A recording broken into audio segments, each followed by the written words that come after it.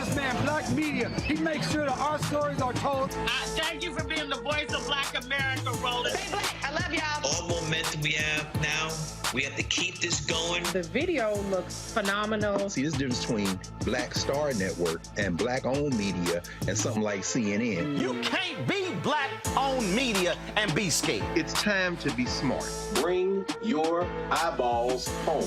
You dig?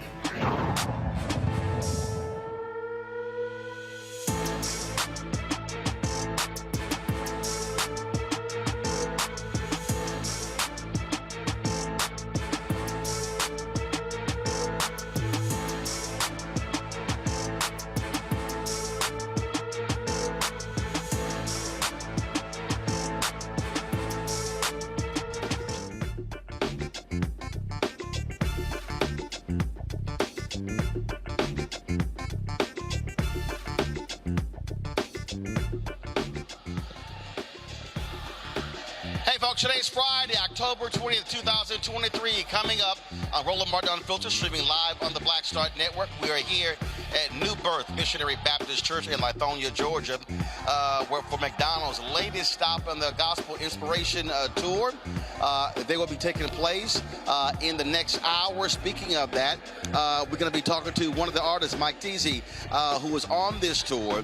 And he's talking about, of course, what it means to be a hip-hop artist who also dances, bringing a whole different flavor to gospel music. You don't want to miss that interview. Also on today's show, it is Vice President Kamala Harris's 59th birthday. So happy birthday. In addition to that, we'll be talking about Louisiana Congressional District. Supreme Court is allowing Louisiana Republicans more time to draw new maps, which makes no sense because they drew them last year and they were ruled to be unconstitutional and illegal. So we'll talk with the lawyer for the NAACP Legal Defense Fund about that. Also, opposition to Atlanta's Cop City continues as the city is not moving forward to verify thousands of signatures to force a voter referendum.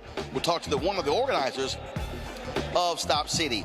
Here in Fulton County, another major development for Fulton County DA Fonnie Willis, another of one of Donald Trump's imps. Guess what? Pleads guilty.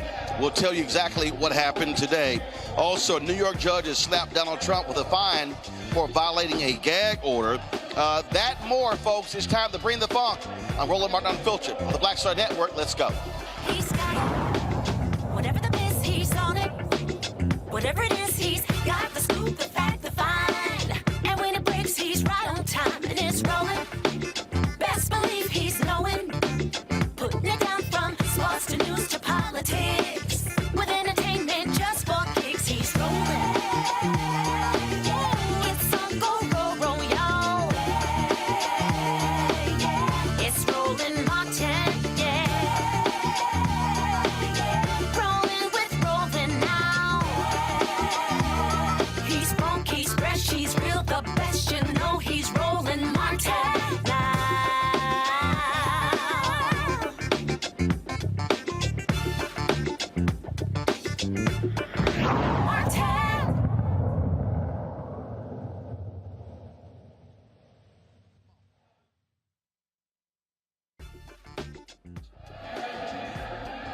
Hey folks, Roland Martin here. We are live at New Birth Missionary Baptist Church. I'm going to step out of the way here. As you see, this is the sanctuary that's straight ahead, of course, and what's happening there. The McDonald's Inspiration Gospel Tour. This is the fourth stop. They first was Chicago, Detroit, were Philadelphia. Now they are here in Atlanta at New Birth Missionary Baptist Church. Folks are showing up. The concert is going to start in the next hour, so people are already showing up. And so these are all the artists who are performing, and so we are here looking forward to that. And also in the second half of the show, Mike Teasy is one of the artists performing. We're going to have my one-on-one interview with him, and so definitely want to look forward to that. All right, folks, let's talk about what's happening in politics today. In Louisiana, the Supreme Court is giving Republicans there more time to fix their illegal maps. Now, this is weird because the maps were declared illegal last year in 2022. early 2022, but the Supreme Court ruled that it was too late to change, to fix it in time for the midterm elections. Actually, that was wrong, but so be it. And so then we went now in 2023. Republicans have been complaining that they don't have enough time to actually fix the maps, which is crazy because, okay, they've been illegal since last year. And so here to help us explain what's going on is one of the lawyers from the NAACP Legal Defense Fund. They have been leading this fight. They have been battling in the courts, tooth and nail, fighting Republicans on this. And so glad to have Jared Evans. He's a policy counsel for the LDF. Join us from New Orleans. All right, Jared, so explain us what in the world's going on, because these are illegal maps. They're flat out illegal. And so Supreme Court has been weighing in on this. And so Republicans now saying, oh, we need more time. How do you need more time when literally you've had more than a year and a half? They had a lot more time than that, Roland. So we were about to get a new map. We were days away from going to the Middle District in Baton Rouge before Judge Dick, and she was ready to start the process of getting a new map in place that had 2 majority black districts. As you know, Roland, currently New Orleans and Baton Rouge are packed into 1 congressional district, and as LDF and the ACLU and our clients have argued since the very beginning of this process that those are 2 distinct cities with 2 distinct needs, and they should be both anchored in their own congressional districts. And the state went to the Fifth Circuit and asked for a writ of mandamus. And that's a legal term that basically means that it stops or forces an administrative body to do something. And in this case, they asked the Fifth Circuit to stop Judge Dick from introducing her map. As I said, she was about to start the process, and they essentially said that they needed more time, that the legislature didn't have enough time last year, and that hopefully if they give them more time, that they'll be able to institute one. But look, Roland, we know what this is. They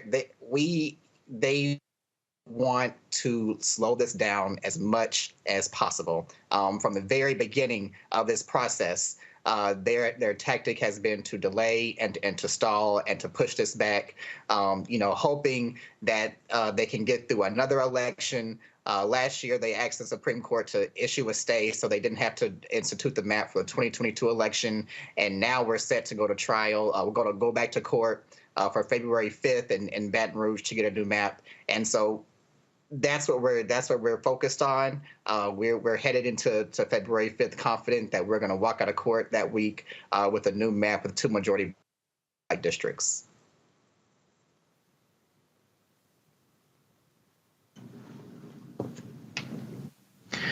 All right, Jared, this is Michael Imhotep. So I know we talked about this a few weeks ago on Roland Martin Unfiltered. I saw the story from NBCnews.com yesterday. And if I remember correctly, the ruling from the U.S. Supreme Court was unanimous. And one of the questions I had was, the U.S. Supreme Court ruled that they overruled U.S. District Judge Shelley Dick, and they said that she was moving too fast and must give the state of Louisiana more time to consider a new map. Can you explain what is possibly the harm in moving too fast, if that can be proven in court? Moving too fast to create this new congressional district? What could be the harm? What could be the backlash or something like that? Well, from our perspective, there is no harm and there is no backlash. It's already been too late. We've already gone through one congressional election cycle with the illegal, unfair map that Judge Dick herself, in an 86-page opinion last year, has said was unfair. But Judge Dick, in her wisdom, listened to the court, and she's given the legislature more time. They now have until February 5th to pass a map. And look, this past weekend, a new governor was elected. There'll be a new legislature in January, but we certainly don't have to wait until then.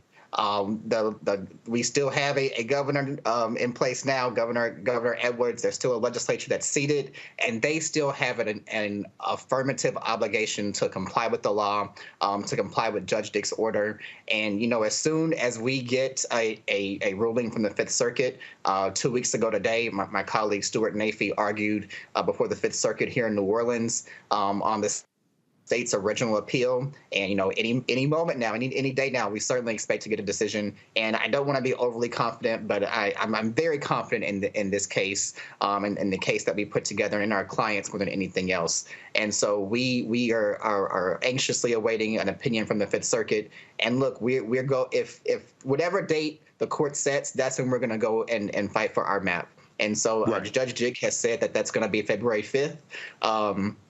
That is several weeks after the new governor and the new legislature is installed and sworn in. So whether it be later this year that they decide to go in and pass the map, or whether they want to wait for the new governor to get installed, it doesn't matter to us. Our goal is to have a map in place with 2 majority black districts as quickly as possible, so that there's time for the appeals to be played out and the rest of the legal process to exhaust itself, so that we are in a good place for the 2024 elections. Right. A quick follow-up question. Jared, can you hear me? I'm sorry. Hold on. Michael, hold on. Hold on, Michael. Jared, Jared, here's the thing that's of concern to me. We're talking about the Fifth Circuit, okay? Hard right. This has already been litigated. And so the Republicans want to try to litigate it again, as opposed to coming up with the map. So if the Republicans come back with a map that does not follow the court's decision, then what? Because they're trying to restart the clock, and what they want is another trial, and then, too late, primaries are coming up. But here's the difference. Louisiana, their primaries are later in the year, correct? That's correct, Roland. You're 100% correct there. Here's the thing, Roland. Their whole tactic is to delay this to the 2024 election. The court can see right through that. Judge Dick has set trial for has set the hearing for February 5th. She's already struck down their map. She's already given us a very strong 86-page opinion, and she carefully walked through every single element and issue that we have to prove to show that the map that the state passed violated Section 2 of the Voting Rights Act. First, you have to show that the minority population is geographically compact and large enough to constitute a majority in a single-member district. We did that. We've submitted 8 different maps to the legislature to show that that a map can be drawn with 2 majority black districts. Second, you have to show that there's racially polarized voting. State and federal courts have ruled that racially polarized voting pervades Louisiana's elections, both locally and statewide. And third, you have to show that without a district that allows the minorities an opportunity to elect a candidate of their choice, their candidate will be soundly defeated. And we've shown that over and over and over. There have been black candidates, black choice candidates, who have ran in pretty much every single congressional district in Louisiana outside of District 2 and have been defeated. So we've proven our case, Roland. We've proven it. The district court has ruled that we've proven our case. The Fifth Circuit last year ruled in our favor and allowed our case to go forward. So, right now we're just in a process where the state is playing out every kind of delay tactic and stall tactic they can. But we certainly go into court in February very confident in the record we built, thanks to the Legislative Black Caucus, thanks to the Power Coalition and our amazing clients with the NAACP. And, we're going to walk out of court February 5th with the map in place with 2 majority black districts. All right, then. Jared Evans with LDF, we certainly appreciate it. Keep up the good work. Thanks a lot. No problem. Thanks for having me, Roland. All right, folks, we're going to come back. We're going to talk to my panel about this. Again, folks, this is an assault. Let me be very clear. Everybody who's watching and listening, this is a direct assault by Republicans on black power. That's what's going on here in Louisiana. You're watching Roland Martin Unfiltered, broadcasting live from New Birth Missionary Baptist Church, Lithonia, Georgia. We'll be back on the Black Star Network. Hatred on the streets, a horrific scene, a white nationalist rally that descended into deadly violence. White people are losing their damn minds. As an angry pro-Trump mob storms the U.S. Capitol, we're about to see the rise of what I call white minority resistance.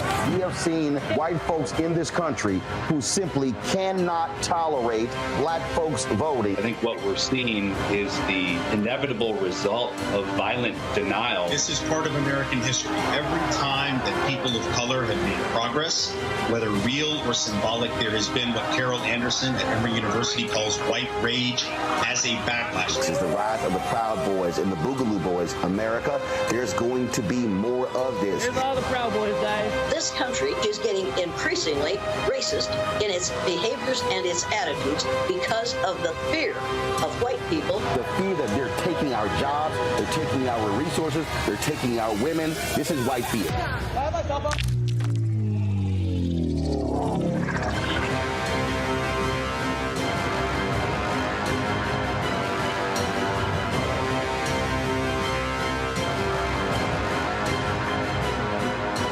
Pull up a chair, take your seat at the Black Table with me, Dr. Greg Carr, here on the Black Star Network. Every week, we'll take a deeper dive into the world we're living in. Join the conversation only on the Black Star Network. I'm Deborah Owens, America's Wealth Coach and host of Get Wealthy. Let me hit you with a few numbers. African Americans spend 9 times the amount on ethnic beauty products and yet only own 1% of the beauty supply stores. It's an $18 billion industry. On the next Get Wealthy, you're gonna learn and hear from a woman who's turning this obstacle into an opportunity. We literally take you from A to Z on all of the things step by step you need to have in place to open and run a very successful beauty supply store. That's right here with me, Deborah Owens, host of Get Wealthy, only on Black Star Network. Hey, what's up? It's Sammy Roman. Hey, it's John Murray, the executive producer of the new Sherry Shepherd Talk Show. It's me, Sherry Shepherd, and you know what you're watching, Roland Martin Unfiltered.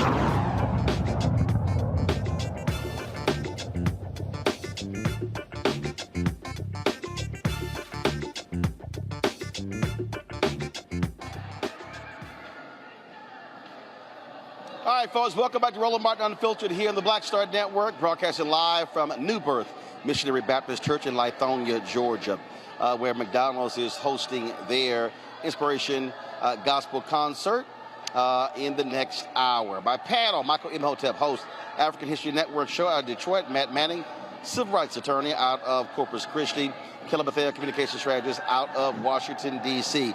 Matt, I want to start with you.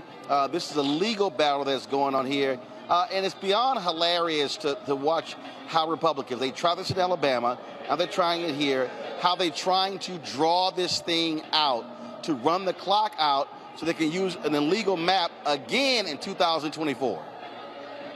Yeah, it looks like they're trying to run out the clock. And the thing that's particularly problematic about this is that you already have a district judge determining that their map is not constitutional, right? So a lot of times when you have an appellate court reviewing a lower court's decision, they're going to defer to what that lower court has decided. And now my understanding here is the Supreme Court is going to give the legislature more time. But this is one of those problematic scenarios where that doesn't make any sense, right? She's already decided that the map is not constitutional and that the map has to be redrawn. So I don't really know why the Supreme Court would allow the delay. Now, I understand it was a unanimous decision, so it sounds like it's one where the clerks and the justices have decided that maybe equity or equitable principles here in terms of time allow them to redraw the map. But the problem with this kind of thing is that in the interim, you have time going by where the map is not drawn, and you have, frankly, an emboldened state legislature that doesn't feel like it needs to adhere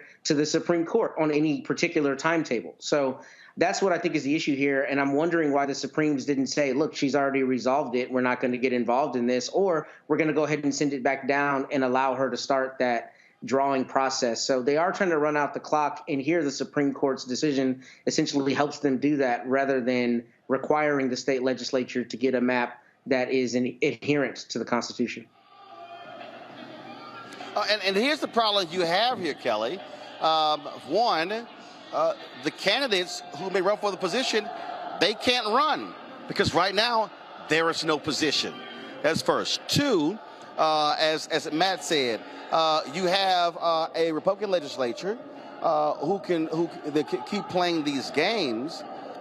And the other issue is that the Fifth Circuit Court of Appeals, about 25 or so judges, 22 of them have been appointed by Republican presidents. And so it is probably the hardest right-wing appeals court in the country. Yeah, it's unfortunate. I agree with Matt here regarding the Supreme Court's rationale. I feel like it was definitely more of a rules-based ruling as opposed to, what is exactly right and wrong in this situation. They clearly know something that we don't in these articles. But overall, this situation with Louisiana is just incredibly frustrating because it's clear that another majority Black district needs to exist. And the fact that they have, jumped over every single hurdle necessary as far as meeting the elements regarding Section 2, meeting the criteria necessary to arrive to this decision, and it's still not happening. It's certainly frustrating, and I don't exactly know what the solution is from here, considering that now the federal court's hands are tied behind their backs.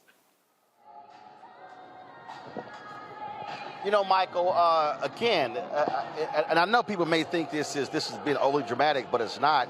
In many ways, this just reminds me of Jim Crow days, with Supreme Court and the courts make a decision, and you have racist legislatures who are like, nah, we don't care. We're going to do what we want.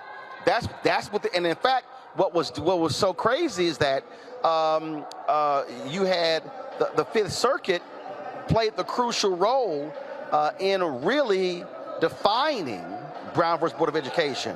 Now we have a whole different situation today. Yeah, Roland, the fight continues, and Jim and Jane Crow had children and grandchildren, so we're still fighting the same fight. If I had a chance to ask a follow-up question to Attorney Evans, my follow-up question would have dealt with the fact that we know that Judge Ketanji Brown Jackson, in her opinion, she wrote that the drawing of the new map, the U.S. Supreme Court's ruling merely delayed the process, and it should be completed in time for the 2024 election. But she also believed that Judge Shelley Dick can resume the work on new maps while the appeal is pending. So, and the question I had was, is the judge going to resume the work on the new maps? Do we have any information on that while the appeal is pending? While the appeal is pending?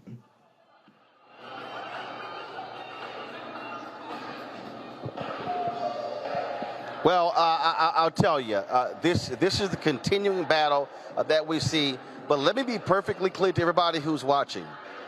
We can fight for these positions, but we also have to then turn out and actually use our power by voting.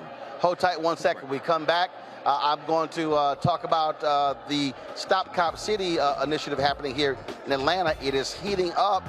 And we'll tell you what the latest is. You're watching Roland Martin Unfiltered right here on the Black Star Network, broadcasting from Atlanta, Georgia. Back in a moment.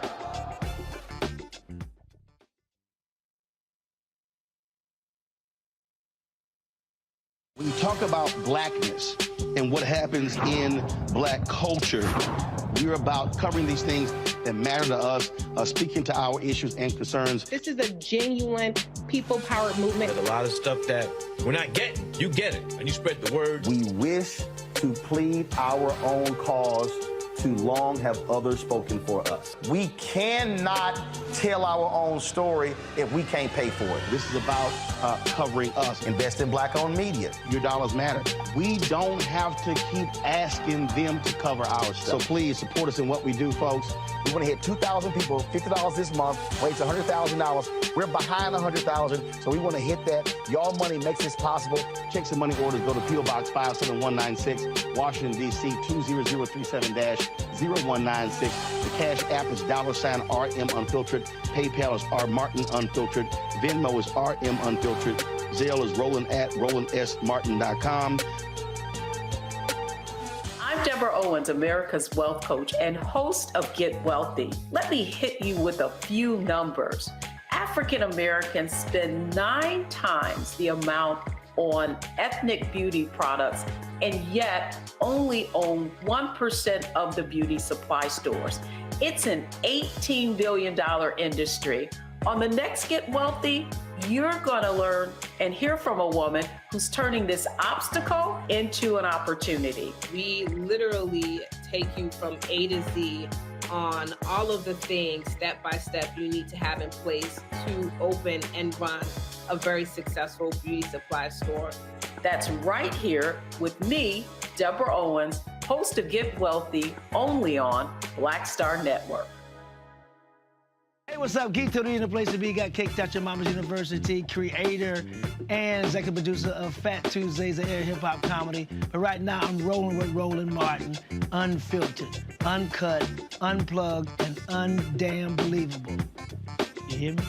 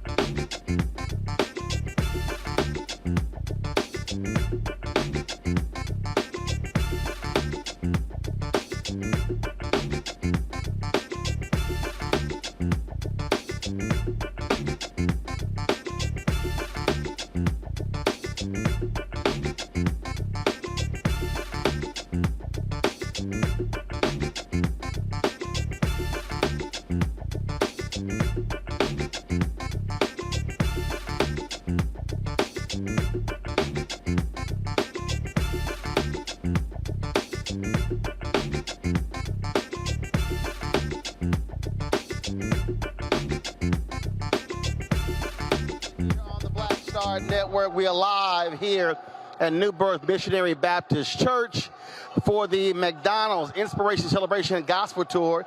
This is the 4th stop in a 6-city tour.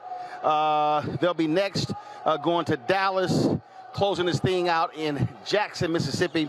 And so they've been to Chicago, Atlanta, Philadelphia, and now Atlanta. Speaking of Atlanta, folks, let's talk about Cop City. It is one of the huge stories that has been taking place, and activists have been trying to stop this building of a massive development, a law enforcement training center. There have been protests that have been going on, arrests taking place as well, and so now there's an effort to collect petitions, signatures to get this on the ballot. But now there's a battle between organizers of that initiative as well as the city of Atlanta.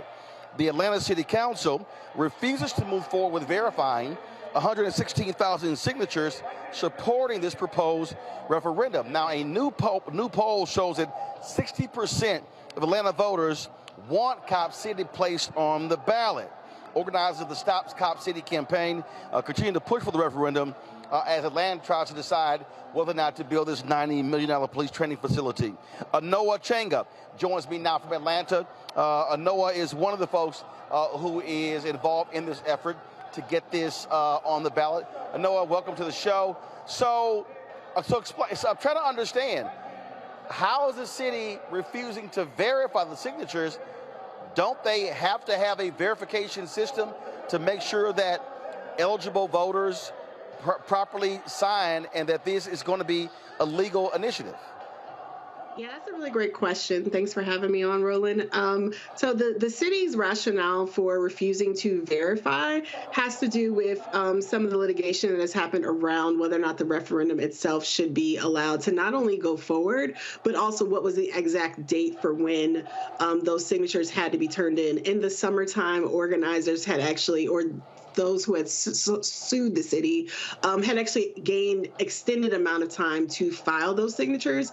The city appealed to the 11th Circuit. We're just talking in your first segment about federal courts intervening. So they've actually been appealing to the 11th Circuit to not just get the time rolled back on when organizers had the time to collect signatures, but even to say that the referendum itself is just not even valid. There was a grant of additional time from the district court here in Georgia, but the 11th Circuit stayed that original order. So the city is saying that basically because of that stay, the additional time that was given to collect signatures is invalid, and therefore they're not required to actually count these signatures until the 11th Circuit says otherwise.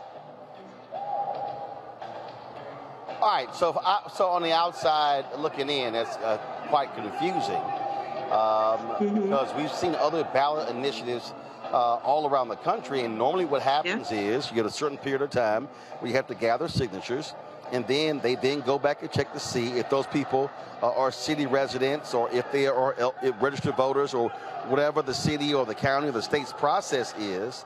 And so do you believe that this is an effort? And first of all, you know, what is y'all's goal? When do you want this to be on the ballot? Well, we have municipal elections happening here in Georgia and various places in the next few weeks in November. So ideally, folks would have liked to have had it on the ballot in November. It would have been, you know, a good boon for turnout. We have some, I believe, a few school board races here in Atlanta and a couple other municipal races. But the goal is to get it on the ballot in March when we would have, we will not have a Democratic primary for president, but there will be, you know, a primary election in March here in Georgia.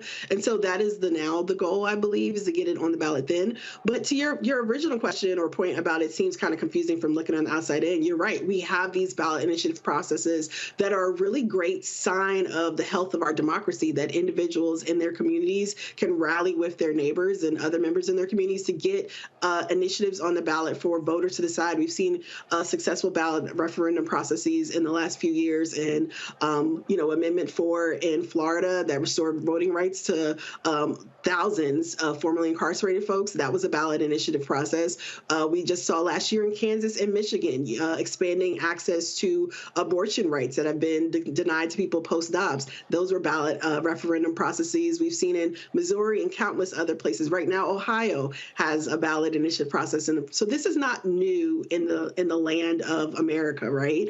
But what we do see happening here is a very anti-democratic, unfortunately bipartisan effort from the state-controlled Republicans and unfortunately Democratic-controlled administration here in Atlanta to refuse to allow people to have access to this procedure that is used quite frequently around the country by citizens who are, duly able to do this within their rights, and for some reason they don't want Atlantans to be able to do the same thing.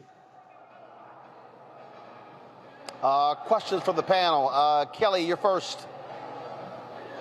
Sure. So when it comes to those who are for it but are still understanding what the other side is thinking about regarding this issue, like what's the rationale for actually keeping Cop City around those who aren't cops? Like, have you encountered any Black people or people who would be affected by this decision who are actually for it? I think in terms of the actual whether the referendum should be on the ballot, I mean, ultimately the issue is that there was a process that was laid out. Folks have done, I mean, we've been hearing for the past 2.5 years or so that people need to follow the process. We had folks who were at city council when this decision was first uncovered in the middle of the pandemic.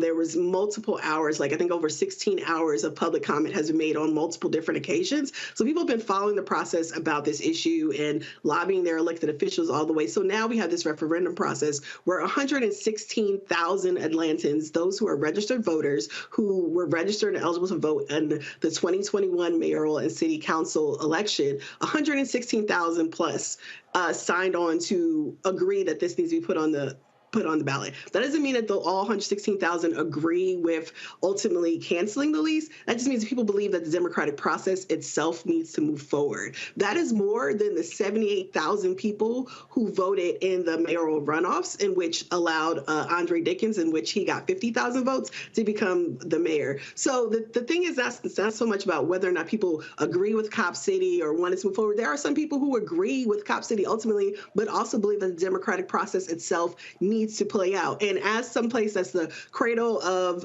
so many movement activities, we've also seen the resurgence of pro-democracy work in our communities happening here in Georgia over the last several years. The same arguments that we have seen Brian Kemp and other statewide Republicans making against Stacey Abrams and the efforts that she led in 2018 that elected and flipped the Senate in 2020, and that also sent Reverend Warnock back to the Senate in 2022. Those same arguments are now being used by Democratic elected officials, including our mayor, against this referendum. And ultimately, whether people agree or disagree or have different issues, like the referendum itself, follow the process and it needs to be on the ballot.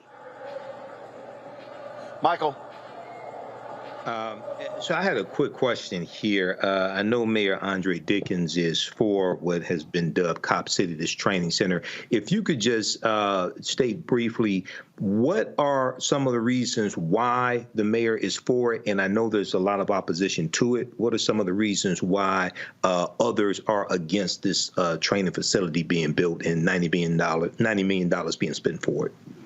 I mean, I believe, brother, you said it right there. $90 million are being put forth without a proper democratic process, right? When we talk about budgets, we talk about like spending of the people's resources, the public money that's going into this for something that's ultimately backed by a private entity, the Atlanta Police Foundation. I mean, there needs to be a higher level of scrutiny, and different people have different reasons across this movement for why they object. You have environmentalists who object to many of the issues with the fact that this is on, forest land. We're supposed to be the city under the trees, and we're decimating forest land to build this, right? You have people who are, good governance and democracy folks like myself personally, who want to see actual process follow. We have seen time and again overwhelming response from people in the city who have participated in processes. My city councilwoman, my former city councilwoman, was the one that introduced this original legislation. She lost her seat in part because people like me found out when folks were going door to door that this was even something that was happening. So the fact that we have not had good transparency and good governance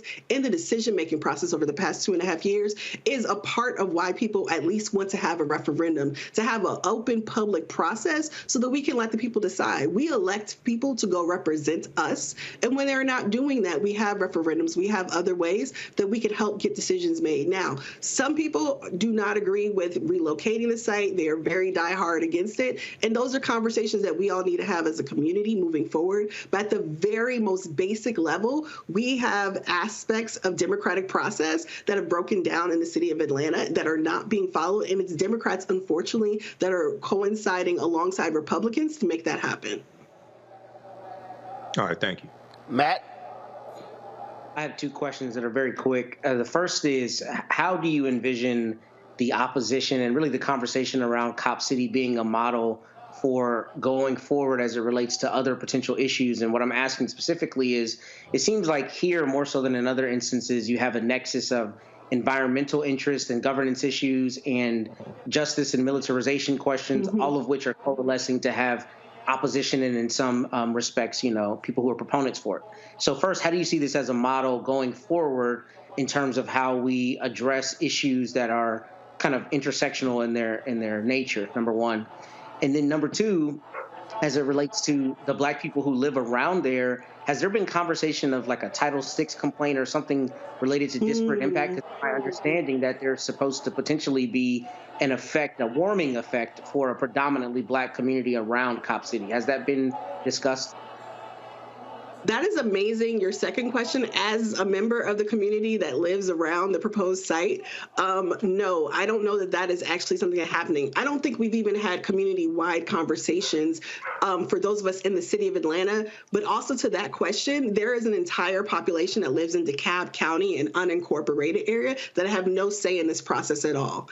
And so that is actually something that's a really interesting proposition that you raise. And no, I don't think that has come into any of the conversation as of yet. So the first part about how this could be a model for conversation or even just addressing opposition, I mean, a lot of these problems that we're facing nationwide or in our direct communities are multifaceted, right? They interact with things around the environment, climate change, like you said, justice issues, economics, and class analysis. But we have to have those abilities to come together and talk through these issues so that if there is something that's going before the city council, and yes, there might be a specific, justice aspect, which has drawn a lot of people to this, but being able to identify the other ways that it has impact also helps us build broader coalitions. We've seen this in electoral work more broadly when we have, different groups of people come together to support particular candidates or initiatives, right? And so I think that broader coalition mindset and being able to see how we can cut across the different work that people are doing to build, consensus around how we can move forward and bring about the change that we all deserve is important. The other thing, because I think the sister's original question about what about people who might feel that this is something that they need or the conversations, we do need to have these conversations in our community, right? And I don't think that that requesting that the referendum itself be on the ballot is a shutdown.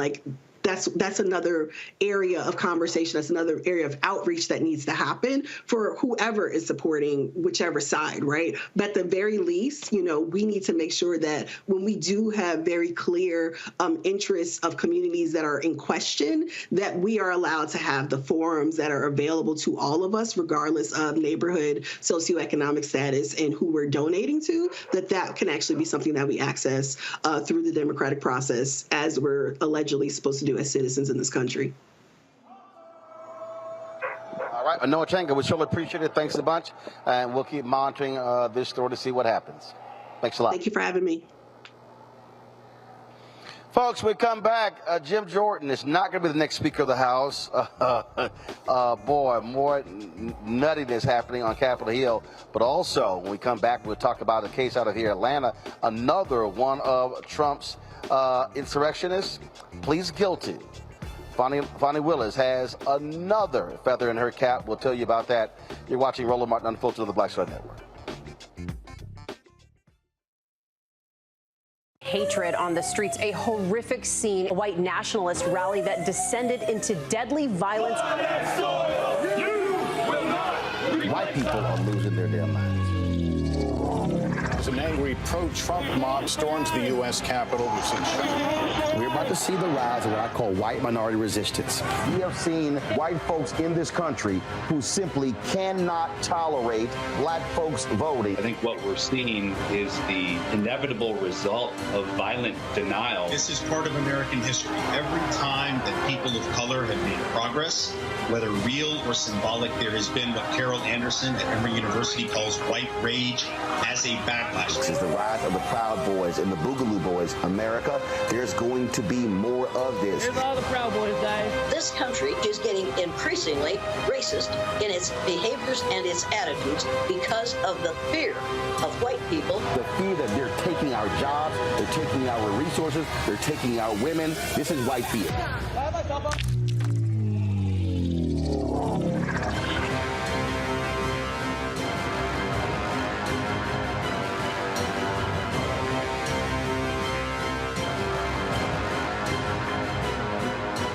On a next, A Balanced Life with me, Dr. Jackie.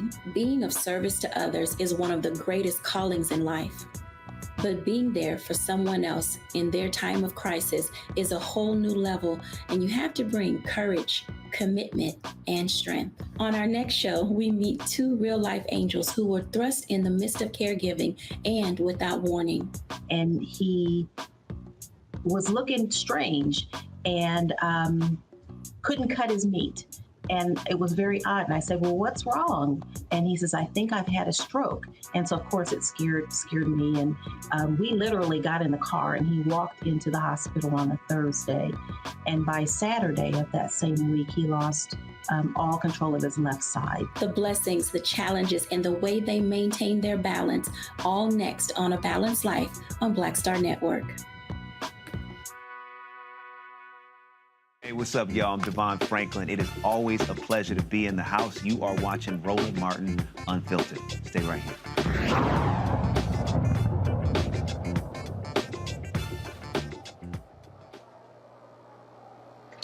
So a couple of the people with Donald Trump who were indicted by Fulton County DA Fani Willis, they wanted an expedited trial. Kenneth Chesborough and Sidney Powell. They were like, hey, we want to go to trial. Fani Willis said, not a problem. We're good. Let's go. Yesterday, Sidney Powell pled guilty. Today, Kenneth Chesborough pled guilty. He pled guilty to a felony count. I tell you what, Matt, these folks were messing around, and now they are pleading guilty. They're going to have to testify against the other people involved. Trust me. So here you have a number of people indicted. 3 have now pled. Here's my advice to the rest of these people. Man, you better go cut you a deal as fast as possible, or otherwise you're going to be last man, last woman standing. First, I want to say about Fani Willis, I don't know if you know, but you know, happy homecoming to my fellow alumnus of the illustrious Howard University. But this is what we talked about happening, Roland. I knew this was going to happen, and I read about both of their plea deals. I don't think they explicitly mentioned Mr. Trump. But what I think is especially important for people to realize about this is one of the things that is sacred in the lawyer-client relationship is communication and privilege. So one of the questions I had was, how do you pierce that, right? Because a lawyer is entitled to advise their client, to give them advice in their interest. But one of the ways that a lawyer can break privilege is if he or she has to respond to accusations about their conduct. So I tell you all that to say that should let people know there's some pretty compelling evidence here against both of these attorneys, because they're not normal defendants in that a lot of their communications and involvement in what might otherwise be termed a conspiracy might be privileged. So for both of them to ask for speedy trials and then cut deals, this goes along the lines of what we're talking about on the show and have for many weeks now, that people were going to start dropping like flies. And that's exactly what you're seeing. And obviously, Mr. Trump's team is looking at the evidence here. But if I were representing him on his criminal defense case, this would concern me mightily, right? Because not only have they cut deals and not only have those deals gotten them out of hot water, and they're the first deals, but their deals both require that they testify truthfully against the other co-conspirators. I don't know what that looks like against Mr. Trump, but the problem is, if I'm a prosecutor, I say this is not only somebody that he conspired with, this is somebody with whom he conspired, with whom he had the highest level of purported trust, somebody he can give secrets, who is legally bound to not divulge those secrets. So I don't know what that means in the larger context of their prosecution of Mr. Trump, but just from the outside looking in, it would concern me mightily if I were on his team, and it would concern me as to the strength of our defense, because now people he's talked to in the most intimate of terms, if you will, as it relates to the actions, are now going to have to sing like canaries, and that's going to be a big problem for him, I would suspect. I mean, the thing here, Mike, is these are the two leading figures who were in the room when these things were going down. And so what's interesting to me is that they play it, and based upon one story that we saw, the Trump team was shocked, was absolutely shocked to hear about these plea deals. Well, that's hilarious right there.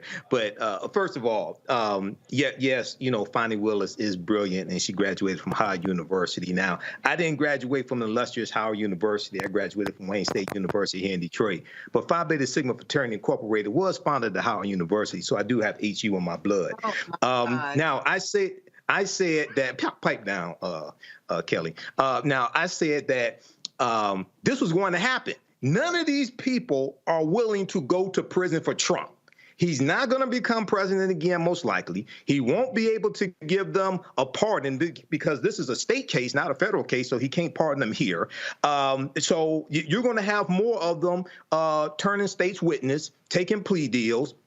They're not willing to go to prison for Trump, and this is a key piece of the puzzle here, Chesebro, because he was central to organizing the fake electors, the fake slate of electors plot, and this spread over 7 states, including the state of Michigan. Okay, so he knows a lot more than a lot of these other people, and it's going to be a whole lot of them singing, and a lot of people are going to go to prison. I think Trump's going to be convicted in this case as well. So once again, it's important for everybody to understand the main reason why you have this prosecution is because Fonnie Willis was voted into office.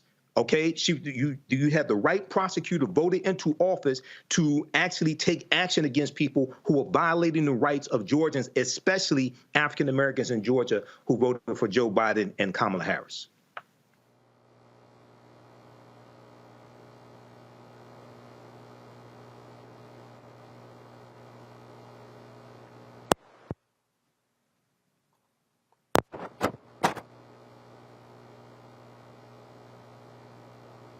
I can't hear Roland.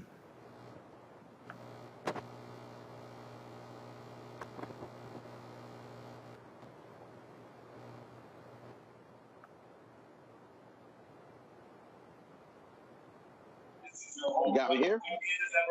Yeah, hear you now. You got me on this microphone here? All right, folks. So the thing here, Kelly, a lot of these legal analysts and experts were saying, Fonnie Willis, what is she doing? She's being too aggressive. She's not ready for trial in October. Looks like she was right.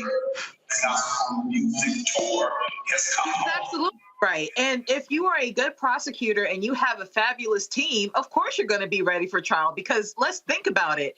She had 2 years worth of stuff to build on. And if she started from the time it happened, it's been 2 years. So in my head, that seems like ample amount of time to get ready for a case. So it's not like, oh, the charges were filed and all of a sudden we got to scramble to get a case done. No, that's bad lawyering, frankly. And I think it's the hubris of Trump's team and Trump's cronies team thinking that they had absolutely nothing to worry about for these past 2 years, even though the writing was on the wall for it, such that they haven't prepped at all. So it really is on them that they're scrambling for these things. And that's probably why you got these deals on the table right now, because they're not ready for trial. And frankly, I feel like these people know that they did some dumb crap.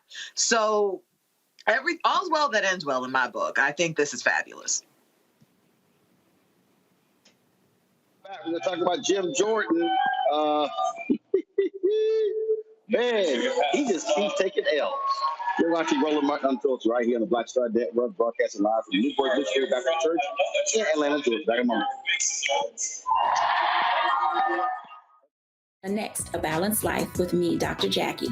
Being of service to others is one of the greatest callings in life.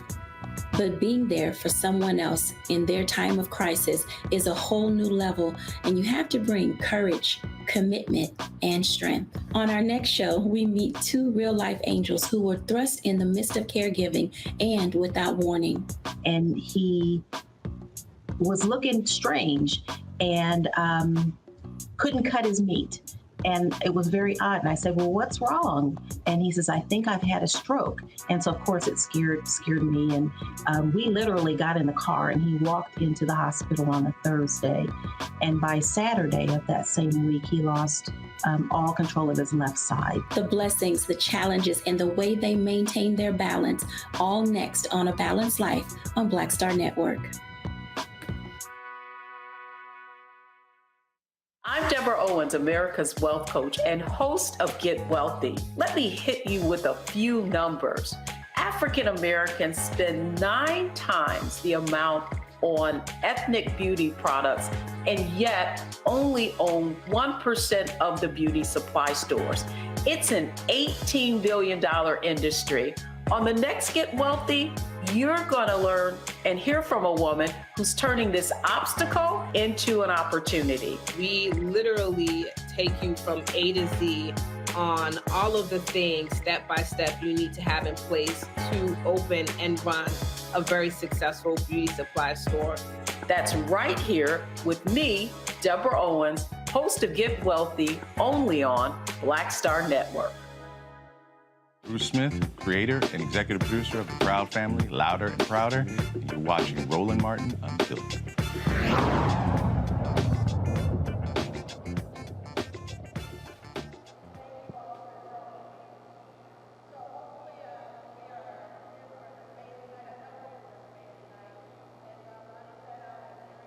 All right, folks, today on Capitol Hill, Republicans again can't pick a Speaker of the House. This is what happened when Ohio Congressman Jim Jordan forced a third vote to try to make him the Speaker. The tellers agree in their tally that the total number of votes cast is 429, of which the Honorable Jim Jordan of the state of Ohio has received 194. The Honorable Hakeem Jeffries of the state of New York has received 210.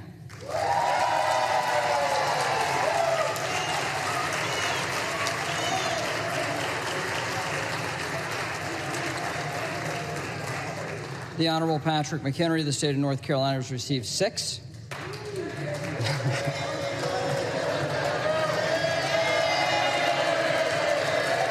right, the House will come to order. The House will come to order. The Honorable Baron Donalds of the state of Florida has received 2. The Honorable Tom Emmer of the state of Minnesota has received 1. Lee Zeldin of the state of New York has received 4. The Honorable Steve Scalise of the state of Louisiana has received 8. The Honorable Mike Garcia of the state of California has received 1. The Honorable Kevin McCarthy of the state of California has received 2. The Honorable Bruce Westerman of the state of Arkansas has received 1. No person having received a majority of the whole number of votes cast by surname, a speaker has not been elected. Pursuant to Clause 12A of Rule 1, the chair declares the House in recess, subject to the call of the chair.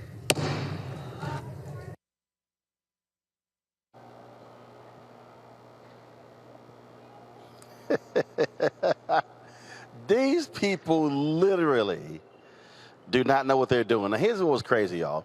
Jim Jordan called a news conference for 8 o'clock this morning, all right? Now, last night, 20 of these Republicans told him to his face, say, bro, you're not going to be the speaker. We are not voting for you. But he was like, okay, I'm still going to push it. And he kept telling everybody, I'm going to be the next speaker. So each vote they've had, he's lost more votes. This, to me, Kelly, is just beyond hilarious. So let's see. They're rejecting a temporary deal with McHenry. They have rejected McCarthy, rejected Scalise, rejected Jordan. Hey, well, what they gonna do now? This is, again, these are people who are totally dysfunctional. It would be funny, like if this were happening in a vacuum, I would be guffawing right now. This would look exactly like a comedy show. It looks like a sketch from like early days of SNL where just, you know, chaos ensues, right? But the fact of the matter is people are dying. Bills need to be paid. And Congress needs to function. None of those things are happening because of the chaos of one party. One party. And that is what's frustrating me. Like, yes, in a vacuum, this is funny. I have to admit that I howled laughing when McHenry angrily did the gavel like it was the hammer of Thor the first time. Like, that was funny to me. But it's getting even more ridiculous than it was that day because people are putting themselves over the people that they represent. And that is just frustrating. It is unfortunately expected now of the Republican Party, but it is still frustrating nonetheless. And like I said, there's a war in Israel right now that apparently we got to fund. There's a war in Ukraine that we got to fund. Guess who holds those purse strings? House of Congress, like House of Representatives, hold those purse strings and nothing can be done. Oh, by the way, we still have a government shutdown that could be happening within the month because all of this stuff is happening and nobody's getting anything done. So yes, it's funny, but all of these things that I just listed out is still happening in the background and it's still going to happen whether we have a speaker or not. And the chaos that is going to be compounded on top of the chaos that we already have, all this is going to do is affect the American people, and that's just sad. But this is what happens, Matt, when you got hardcore MAGA right-wingers trying to control this whole process. That's what you're seeing right here, point blank. And Democrats are just sitting here saying, please, by all means, be my guest and act a fool. Yeah, you're right, and I'm sorry to interrupt you, but I was chomping at the bit to answer. This is not only what you have when you have MAGA Republicans doing that. This is what you have when they think there is political capital to play these kinds of games. I mean, Kelly hit the nail on the head. We have serious issues that need to be resolved, and what we're seeing is the extension of the political theater that has become part and parcel, not only with MAGA Republicans, but with a lot of politicians in general.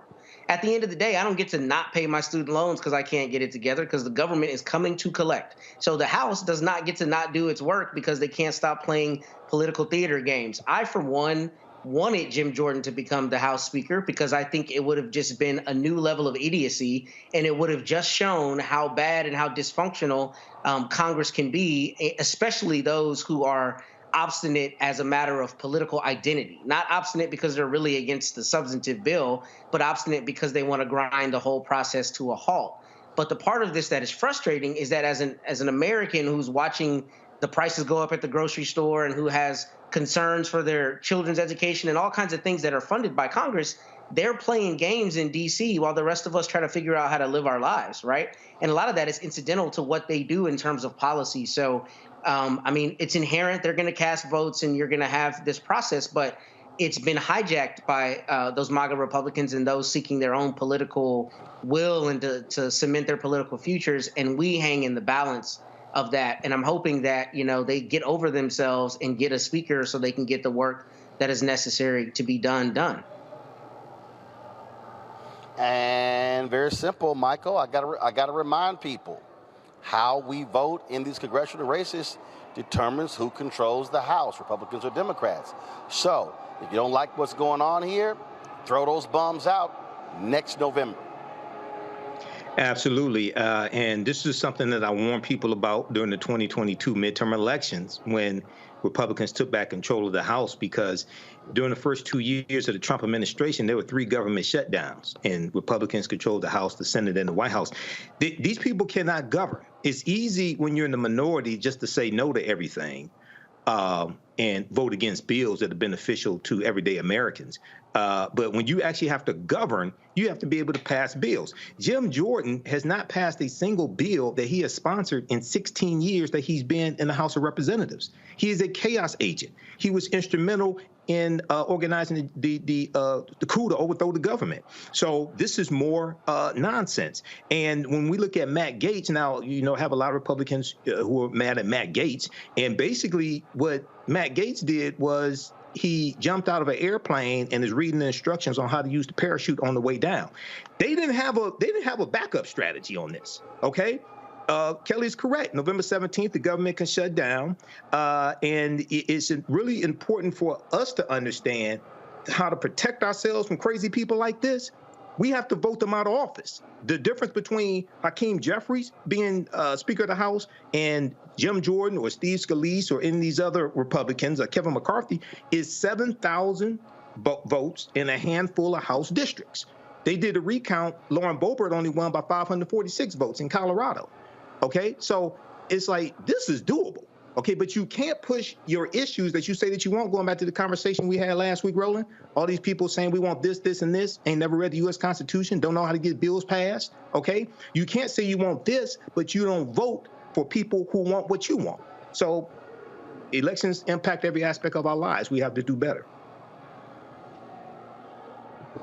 Absolutely. All right, Kelly, Michael, Matt, I certainly appreciate y'all joining us on today's show.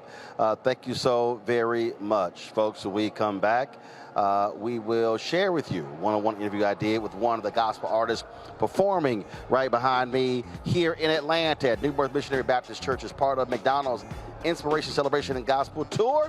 That is next right here on the Black Star Network. When you talk about blackness and what happens in black culture, we're about covering these things that matter to us, speaking to our issues and concerns. This is a genuine people-powered movement. There's a lot of stuff that we're not getting. You get it, and you spread the word. We wish to plead our own cause. Too long have others spoken for us. We cannot tell our own story if we can't pay for it. This is about covering us. Invest in black-owned media. Your dollars matter. We don't have to keep asking them to cover our stuff. So please support us in what we do, folks. We want to hit 2,000 people, $50 this month, raise $100,000. We're behind 100,000, so we want to hit that. Y'all money makes this possible. Checks and money orders go to P.O. Box 57196, Washington, D.C. 20037-0196. The Cash App is $RM Unfiltered. PayPal is R Martin Unfiltered. Venmo is RM Unfiltered. Zelle is Roland at RolandSMartin.com. I'm Deborah Owens, America's Wealth Coach and host of Get Wealthy. Let me hit you with a few numbers. African Americans spend 9 times on ethnic beauty products and yet only own 1% of the beauty supply stores. It's an $18 billion industry. On the next Get Wealthy, you're gonna learn and hear from a woman who's turning this obstacle into an opportunity. We literally take you from A to Z on all of the things step by step you need to have in place to open and run a very successful beauty supply store. That's right here with me, Deborah Owens, host of Get Wealthy, only on Black Star Network. Peace, I'm Faraji Muhammad, host of The Culture. And brothers, we need to talk. There's been much discussion about the state of the black man in our community, whether it's in politics, education, or in the home. My brothers, we are struggling to lead the way, which is why The Culture will be hosting the Black Men Summit, where we'll be redefining and celebrating black manhood. This special series will kick off on the 28th anniversary of the historic Million Man March on Monday, October the 16th at 4 p.m. Eastern Time. I'll be talking to some of Black America's most prolific, dynamic, thought-provoking black men activists, scholars, and leaders about our role, our power, and our future.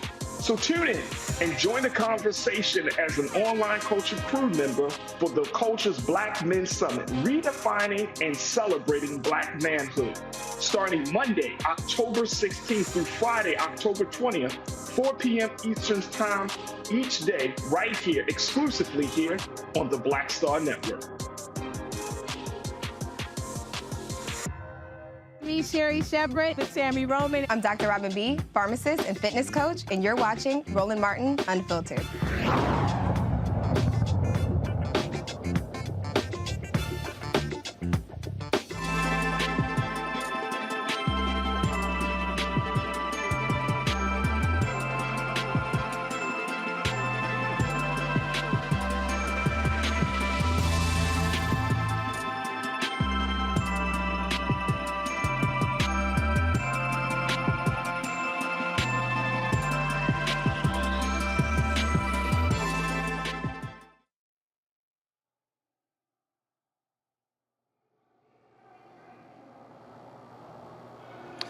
All right, folks, welcome back to the Black Star Network. We are live here at New Birth Missionary Baptist Church in Lithonia, Georgia, where McDonald's is holding their fourth stop on their Inspiration Celebration Gospel Tour. And so as we are watching this, Tim Bowman Jr. is on stage right now. And so we were previously in Chicago and Detroit. This tour stopped in Philadelphia. They're here in Atlanta. Then they'll be next in Dallas and then Jackson, Mississippi. And so we had an opportunity to sit down with all of the artists, talk to them about their life, their careers. And Mike Teasy is a young brother who is a rapper, a dancer. And so he has a whole different lane he operates in when it comes to gospel music. And so here is our conversation. Doing good, man. How you been? All good. You're on Yes, this sir. McDonald's tour. Yes, sir. Tell me about the opportunity to mix it up with this group of varied artists. Listen, man, this is like a group of my favorite artists, which is crazy. So to be on the same show along with them, it's just, it speaks volumes to what God is doing right now in this season for my life, for my music ministry. So I'm just excited. It's gonna be dope. When did you make the switch, if you will, or decide, you know what, this is what I want to do. Yeah. This is where I want to go. So I was in college and I got a call that one of my friends, we were the co-captains of the basketball team, and I got a call that he was shot and killed. Wow. And he's Where the was one that that? gave me the name. I'm actually in Winston-Salem, North Carolina. Got it. So that's where I graduated high school. But I was in college in Charlotte. And so I got the call and I was like, you know what, tomorrow isn't promised. You know? And at the time I was still dancing. Like, I have a huge background in dance. Right. Like, that's where my main focus was. But I always had a passion for music. And out of that, it kind of just birthed what I'm doing now, as far as like rapping and singing and dancing and bringing it all together for the kingdom. But So you get this call. yeah. And look, I mean, the reality is, like a lot of young folks, Yeah. you think you live forever. Right. And you just sort of just go about and doing Exactly. whatever. Exactly. And then when you get that call, Yeah. then that's when you Yeah, go, home. Yeah. wait a minute, I gotta make a decision and commit to something. Exactly. So that's exactly what I did. So matter of fact, it was around New Year's. It was a New Year's Eve service, and where I decided to rededicate my life to God.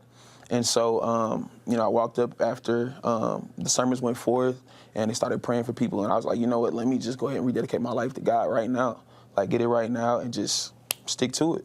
But how do you deal with the folks who say that what you do and what you bring to gospel, that ain't gospel? Because Right. again, I get that. there you go. You see, like, you hear it. Yeah. I get that a lot. And so for me, it's been a lot of either blocking, deleting, stuff like that, because we're in a social media age.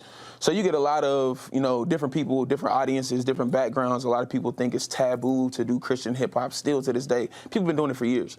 You know what I'm saying? So I've had deacons in our church that was trying to rap and stuff like that. It wasn't all that good. But they did it. They thought that was a way to reach the youth. And now I'm doing the same thing. It's just like, it's like a pass down type thing. So every year, every generation, every new person that's coming up is going to be doing the same thing as far as spreading the gospel to different people in a new way. So. Well, I mean, the reality is, if you study the history of music, yeah, especially the history of gospel, yeah, what is now considered traditional, yeah, was radical. Exactly. I mean, here we are in Chicago. Yeah.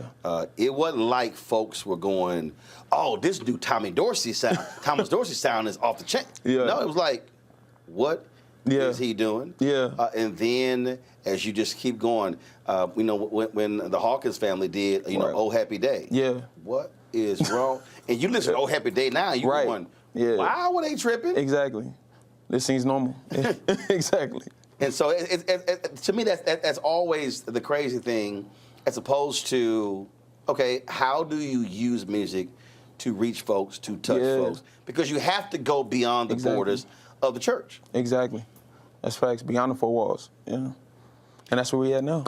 And so now when you meet other artists, have you had other folks who say, you know what, now I now can do that. I'm more comfortable. Exactly. Because I see you doing it. Exactly. So I've actually, I've gotten several messages from different people just saying like, yo, you inspire me. And I'm like, me? Like, I'm just trying to be obedient to what God had me doing right now. And it's definitely a blessing. You know what I'm saying? It's a test to who I am in Christ, who I am as a believer. You know what I'm saying? And just being that willing vessel. You know what I'm saying? To let somebody else know you can do it too. And do they really get mad with the dancing part? Listen. So I was raised in the church. And we used to dance on Youth Sunday. Right. So we would dance to like Ty Tribbett, Kirk Franklin, stuff like that. And it was taboo to listen to Kirk Franklin because, you know, he jumped on chairs and tables doing whatever he wanted to do because he was radical. When Stomp came out, Stomp was crazy. Oh, man, how dare you use that sound? Yeah. Yep. And so that's where it kind of started. So I kind of got accustomed to that. You know, people are not going to be okay with everything I do, but as long as God is okay with it, I'm okay with it. Because Kirk could be on stage and be doing James Brown moves. Facts, yeah. You know, I think I've seen Kirk do every move except the split. I think he did all the James Brown except the split. Yeah, he got to do that next. He got to do that next for sure. Yeah. If he don't, I'm gonna beat him to it. So yeah. Have you and he ever had a conversation? So we've actually met. What's crazy is I was supposed to open for him in Winston-Salem, North Carolina, at the Dash Stadium. It's our baseball team. Right. And it was crazy, raining, all that stuff. So he's still performing. I was like, yo, I'm about to go next, like right after him. And didn't work out. The stage that they had me on was a whole different stage somewhere else. And I'm like, I thought I was on that stage. So my high hopes was crashed. Kirk was on the main stage. He was on the main stage. I didn't even know there was different stages. You on the side stage. That was rained on, puddles everywhere. I was like, I'm gonna bust my face. And at that time, I was still doing flips and stuff. I still do one every now and then. But yeah, I was like, that was part of my set. I would do a backflip, break dance, whatever. And I was like, I can't do this on the stage. Like, it's wet, it's puddles everywhere. I might break my neck today. I don't know. You remember at the Super Bowl, Prince had them two dancers out there in them 6-inch heels. That's crazy. And they would get it in the rain. Different. Yeah, I ain't doing that. That's different. That was Purple Rain. I ain't doing that. But nah, yeah, that was definitely crazy. But then I got a chance to meet him in Greensboro, North Carolina. Right. He's like maybe right under my shoulder. And he's okay, that was some quick shade there. He's one of my favorite gospel artists. That was some quick shade. But no. So he was like right under my shoulder. So he grabbed my shoulder and he was like, you look familiar. And I was like, oh, for real? He was like, yeah, I don't know where from. And I was like, probably from Winston-Salem. I was supposed to open for you or whatever. So yeah, that was a dope meeting for sure. Just to talk to him and take a picture with him. Just a little bit of time that we had. So that was dope. Gotcha. So but I mean, so you haven't had opportunity not to dance or open for him, not yet. Really? I say yet because it's probably what you say. So gotcha. Yeah. So you ain't had your people hit him? You ain't had your like we working on it. We working on it. Huh? We working on it. What y'all do? Y'all send them a letter or something? I have no idea, but we gonna figure it out. How about that? We gonna figure it out. Matter of fact, I did a video to like kind of honor him, and I did a remake of his song Revolution. And I called it The New Revolution. So I did a remake of the whole video, the whole nine, had the mic, the little silver background. I did everything. He still ain't seen it yet. So we gonna figure that out. We still trying to figure that out. He ain't seen it? He ain't seen it yet. You seen it? And it went viral. It went viral on TikTok, Instagram, everything. Hold up, what's the video? Is it on your Instagram? It's on my Instagram. Hold up, it's on YouTube, everywhere. Hold up. Mike Teasy, The New Revolution. So you did the whole nine. Oh Lord. The white jacket, the bubble coat with the with the goggles on the forehead. Where's this video? Where's everything? Where'd you do that video? It's far. It's a long time ago. Where'd you do that video? Maybe a couple years ago. Man, all that and he ain't. Come on, He ain't seen it yet. Ty Tribbett, I sent it to him. He saw it. He was like, man, this is fire, but he ain't sent it to me. That's cold. But it's gonna happen. It's gonna happen. That's cold. I don't understand. I don't understand what your people doing, what they not doing. Yeah. What's going on? It's gonna happen. So you did the whole nine. And I did backflip in the video. As if you were making a whole new video or something. Exactly. Had the dancers in there. Everything. I think that's cold blooded. I think that's cold blooded. And so everybody else, so he ain't even tapped on. He ain't seen it yet. He ain't even. What was that? 2-3 years ago? 2 years ago. At least 2 years ago. Yeah. You gonna have to tell your people. You got to tell your people.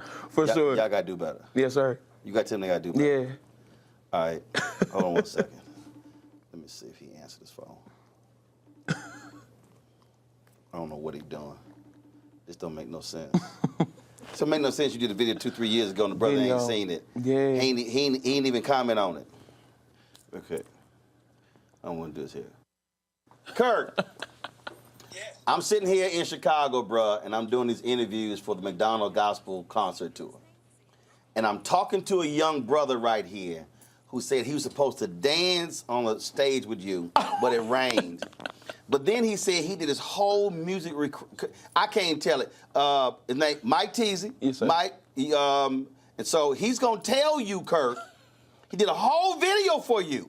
He's like, man, I did the whole video, it went viral. Man, the brother he didn't even give me a heart, a like, or nothing. So I said, wait, did you send it to him? He said, send the Ty tribute, everybody showed me some love. He said, Kirk ain't said nothing. I said, that ain't how we do it in Texas. I said, so I gotta call Kirk right now, and we gotta rectify the situation, okay?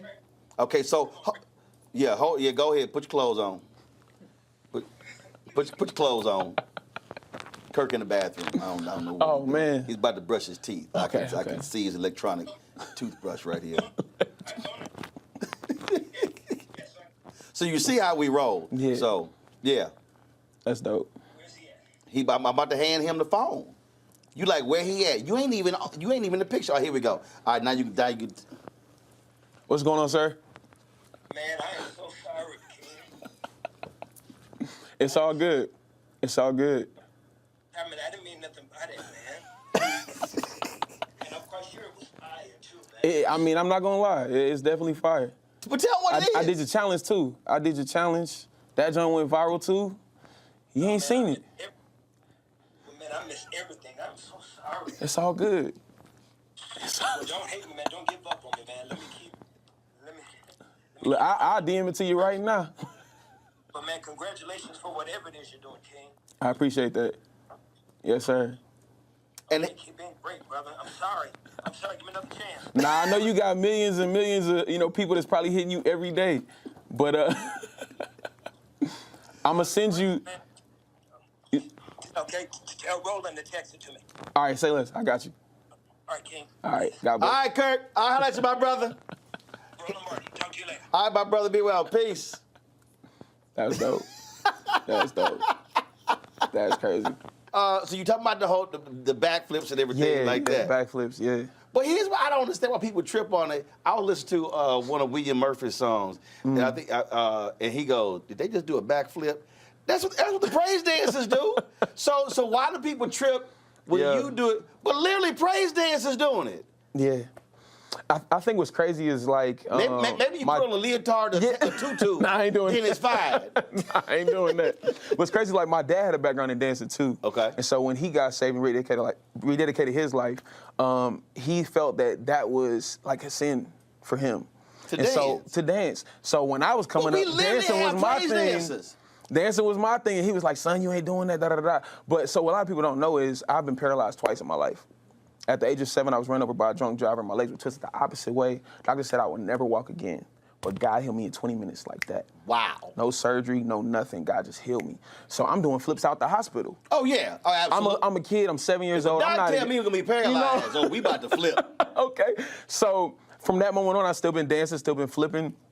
And then in 2005, I was in a bad car accident. My lumbar 2, which is lower your back, it was snapped. It was broken. You can see where the bones were laying on top of each other. Whoa. And the doctors tell me again, I'll be paralyzed for the rest of my life. I'll never walk again. But in the second x-ray, you see where the bones came back together. The same night. God healed me just like that. And so I'm like... The first x-ray, you literally can see the bones laying on top of each other. The first x-ray. So 2 or 3 hours go by, they switched shifts. They got a new doctor come in. They was like, you might have to take another look. Now that you rededicate your life before that this or was after that? After. This was after. Oh, yeah, I'm about to say. This was after, yeah. I'm like... Because 2005, I was still in high school, so yeah, that was crazy. So you can see where the bones were laying on top of each other. And then the next doctor comes in, they were like, oh, yeah, y'all might have to take another look. You ain't gonna stop that. Yeah, I can't. So my dad was like, son, like, I don't get it, you need to stop doing this, da da da. I was like, Dad, listen, like, God healed me. This is how I'm praising God. This is how I'm showing, like, what he's done for me in my life. And he was like, you know what? I'm quiet. Say less. Like, exactly. So you got a point. Exactly. He couldn't say nothing else. You got a point. He couldn't say nothing else. So after that day, he's been in full support.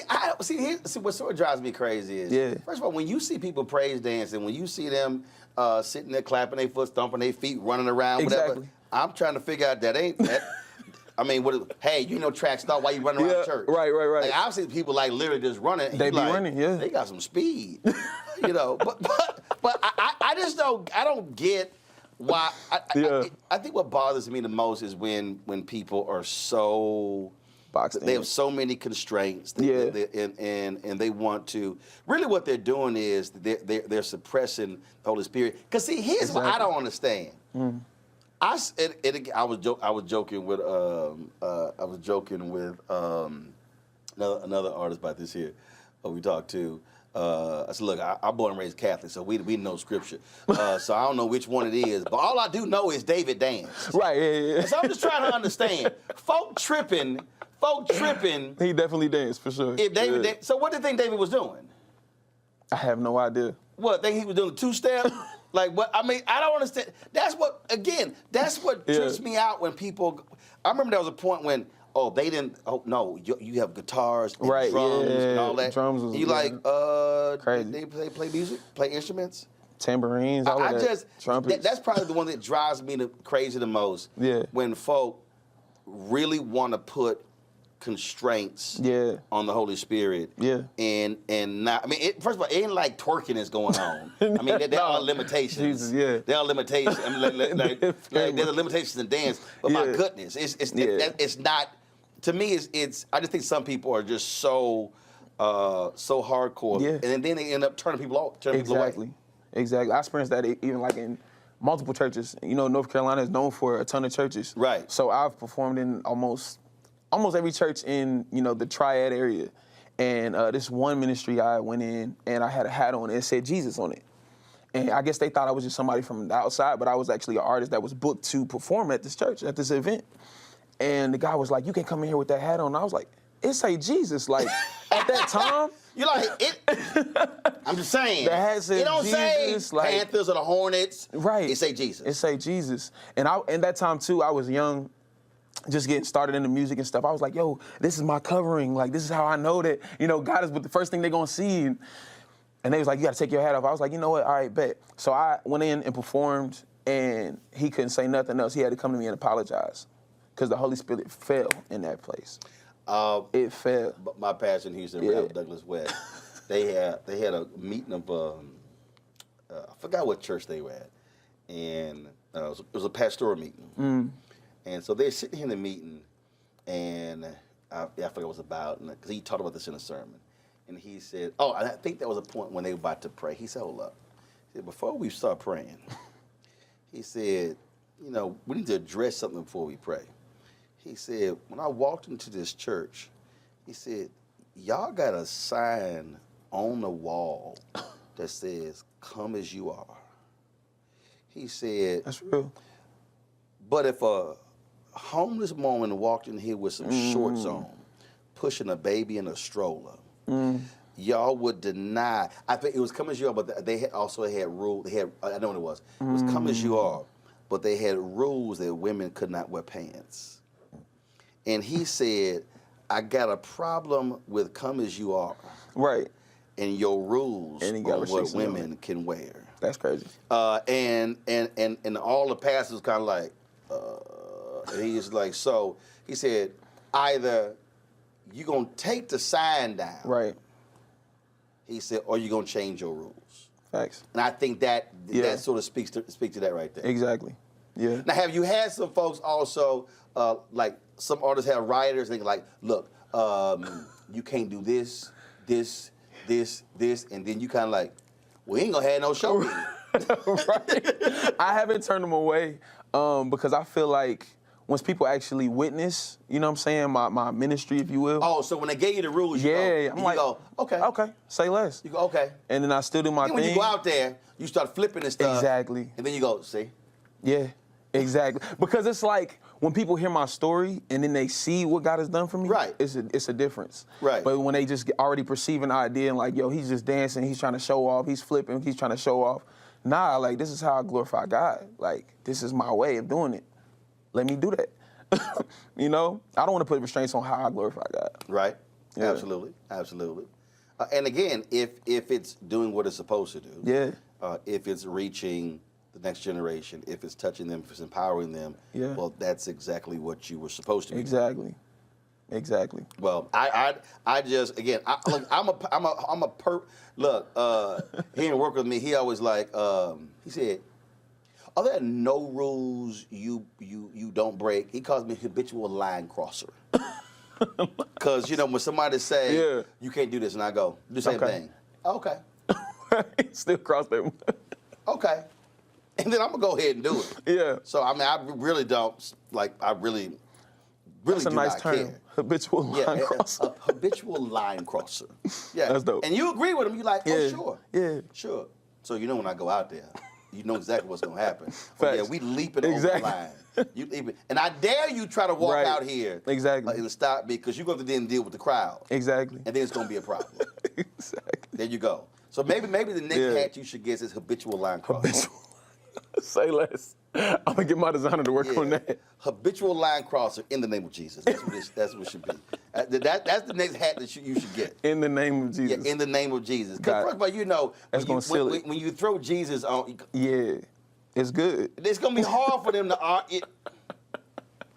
That's facts. It's sort of like a bad preacher, okay, who is horrible at giving a sermon. And I know one right now. Oh, man. And all of his sermons bad. No. But he going to end every sermon, he going to go to the cross. Every one. Because if you go to the cross, it's a guaranteed shout. You can't go wrong with the cross. I don't care how bad the sermon is. Black people going to automatically going to give you a guaranteed shout. Yeah. The whole sermon is awful. Awful. That's crazy. I mean, I know one preacher, again, I ain't going to name him.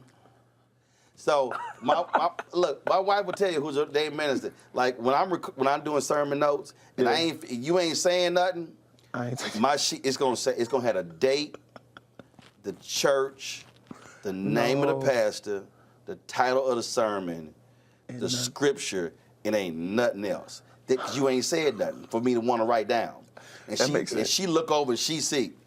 Dang. She go, you ain't feeling the sermon? I'm like, nope. And then I sit there and I'm like, he gonna go to the cross. And sure enough, that's what he do. On Friday. That's crazy. But on Sunday morning, see, that's the only shout he gets in the whole sermon. That's crazy. That's what they gonna do. That's crazy. It's guaranteed. It's a guaranteed shout. That's real. It's a guaranteed shout. It's gonna always happen, and they give it to him, and you like. You got to be okay with it. Right. That's it. So that's as you hit them with. So last question for you. Yes, sir. What city for you really feels what you do? Like when you travel, like what place they like, yo, I don't care who, we got to go see him. Listen, to point out one city is tough because everyone shows love. But I was just in Houston. It was hot, over 100 degrees outside. Okay. So it was a festival. I'm born and raised there. 6 people. Wait a minute, you said 100 degrees. Like, okay, that's April. Listen, it was like 100 and at least 10. It felt like maybe 20. I don't know. No, it was hot. No, it was hot. It hit the highest. No, it tied the highest. It was 109. No, I know. Yeah, it was hot. Right. But they was out there singing their lungs out, jumping around. There you go. It was a crowd of people. I'm like, yo, it's too hot. Get away from me type deal. No. They was loving it. I said, well, praise God. We ain't worried about heat. That's crazy. Wear your hat, put on sunscreen, drink some water. That's all I you think they do. lost the water. They didn't drink the water because people was passing out. And see, there you go, right there. They were dehydrated. Yeah. Dehydrated. Yeah, but it was awesome though. It was dope. Okay. Yeah, all right, Houston was dope. Okay. All right. No, actually, here's the last question. Okay, so blame this on Bree Babineau. Okay. Okay. So I talked to her, and in the midst of our conversation, I made a reference to the Commodores and Zoom, and she had no idea what I was talking about. Okay. One, are you familiar with the Commodore song Zoom? I have to hear it, but I know the name. Okay, at least you know the name. I know the name, yeah. She didn't know the name. I said Lionel Richard. She thought I said Little Richard. I did. That's crazy. I'm going to need you to pull aside. Okay. Okay, then I threw a second name out. She had no idea, and then that's when I took a black card. And I told her right now it's in review status, and the committee is assessing whether you get it back. Okay. Okay, so I'm going to throw this name out. Okay. Jeffrey Osborne. I heard the name. Can't think of a song. You can't think of a song. Can't think of a song. But you heard the name. I heard the name. She didn't even know what LTD was. That was the group he was in. What did she say? Larry, Tom, and Dick? That was she called them in the group.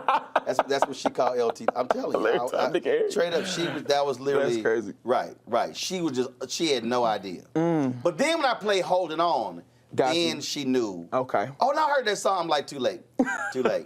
The committee is meeting, and we'll assess it. Yes. The card. Yes. Dang. Yeah, but she hadn't even heard of the names. See, I've heard the names. She even said Jeffrey Osborne could not be black. His last name was Osborne. So I'm gonna need you to talk to your fellow young gospel artists, cause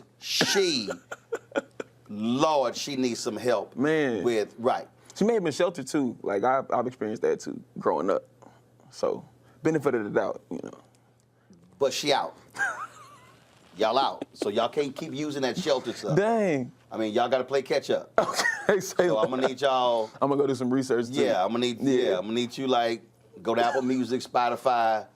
And there you go. But at least you know their names. I heard their names, yeah. She didn't know their names. She literally thought I said Little Richard. I got you. Good luck with the tour, bro. Thank you. I appreciate it. Yes, sir.